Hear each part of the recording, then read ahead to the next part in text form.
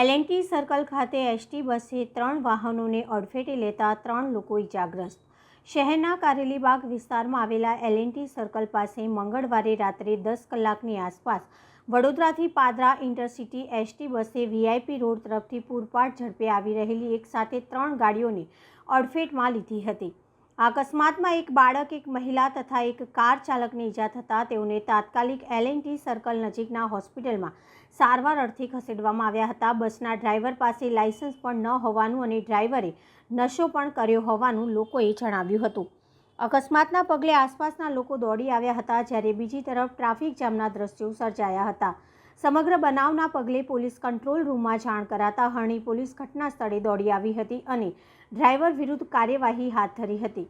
બીજી તરફ ટ્રાફિક પોલીસે ભારે જહેમત બાદ ટ્રાફિકને ક્લિયર કરાવ્યો હતો। બસના ડ્રાઈવરે પૂછપરછ દરમિયાન બસની બ્રેક ઓછી લાગવાના કારણે અકસ્માત થયો હોવાનું જણાવ્યું હતું। પોલીસે સમગ્ર મામલે તપાસ હાથ ધરી છે।